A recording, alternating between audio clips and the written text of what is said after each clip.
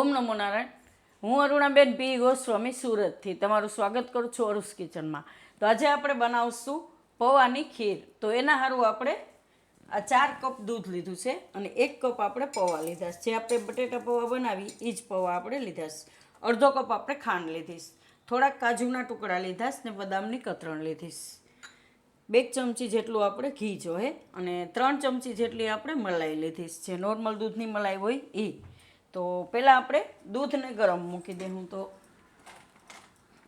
આ કઢાઈમાં આપણે ગેસ ચાલુ કરશું ને ત્યાં દૂધ મૂકી દઉં. તો દૂધને આપણે ગરમ થવા દેવું ને દૂધ ગરમ થાય ત્યાં સુધીમાં આપણે આ કઢાઈમાં આ ડ્રાયફ્રૂટને શેકી લેવું.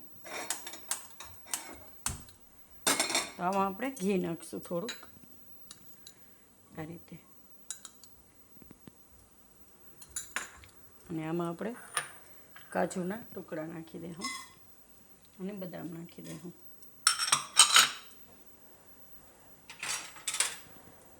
આને આપણે થોડીક વાર શેકી લેવું ને દૂધને વચ્ચે વચ્ચે હલાવતા જાઉં. ને અરુસ કિચનના 80% વ્યુઅર્સ એવા છે જેને ચેનલને સબસ્ક્રાઈબ નથી કરી એમ, તો પ્લીઝ સબસ્ક્રાઈબ કરજો અને લાઈક કરજો. તો આને આપણે થોડીક વાર શેકી લેવું પહેલાં. તો આને આપણે આ રીતે શેકાવા દેવાનું.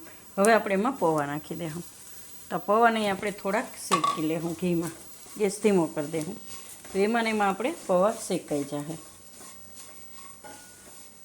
તો થોડીક વાર શેકી લેવું આને.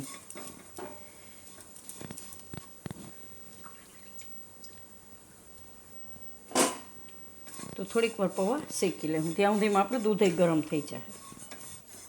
તો આપણે પૌવા આ રીતે શેકી લીધા, ડ્રાયફ્રૂટને પૌવા. તો આને આપણે હવે નીચે ઉતારી દઈશું અને એમાં થોડીક વાર રહેવા દેવું. વચ્ચે 1-2 વાર હલાવી લેવાનું. કઢાઈ ગરમ હોય એટલે એમ કે તરીએ દાચી ન જાય એમ. તો હવે દૂધને આપણે અહીંયા લઈ લેવું. આ ગેસ બંધ કરી દઈશું અને એમાં આપણે ખાંડ નાખી દઈશું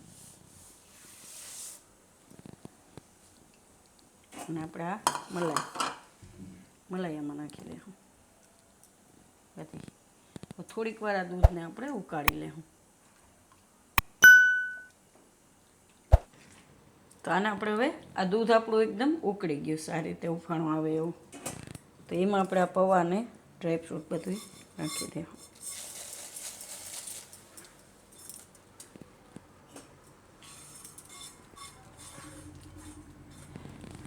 થોડીક વાર આમાં પકાવી લેવું આપણે, થોડુંક ઘાટું થઈ જાય એવું ત્યાં સુધી. હવે આપણે આને ચેક કરી લઈએ પૌવાને. થોડીક વાર આ રીતે પકાવી લીધીશ 3-4 મિનિટ માટે. તો આ રીતે પૌવા લઈને આપણે જોઈ લેવાનું કે પાકી ગયા છે કે કેમ. કે પૌવાને એટલી બધી પાકતા વાર નહીં લાગે, એકદમ સરસ સોફ્ટ થઈ ગયા છે અને હજી ગરમા ગરમમાં રહે એટલે એકદમ સરસ થઈ જાય.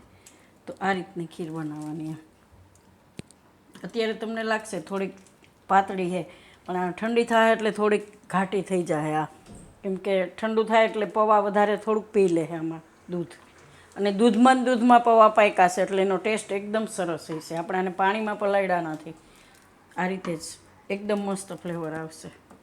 અને આમાં તમે કંઈ પણ બીજું ડ્રાયફ્રૂટ નાખી શકો, કેસર નાખવું હોય તો એ નાખી શકો એમ. તો આને આપણે હવે સર્વ કરીશું અને ઠંડી કરીને મજા આવે ફ્રીજમાં રાખીને ખાવાની.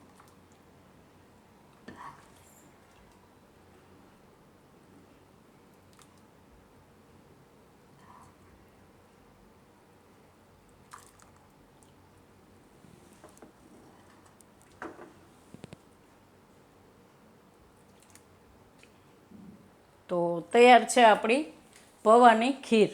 તો જો તમને મારી આ રેસીપી પસંદ આવી હોય તેને લાઈક કરજો, શેર કરજો અને મારી ચેનલને સબસ્ક્રાઈબ કરજો અને બેલ આઇકન દબાવવાનું ના ભૂલતા. કમેન્ટ કરીને કહેજો કે તમને કેવી લાગી આ પૌવાની ખીર.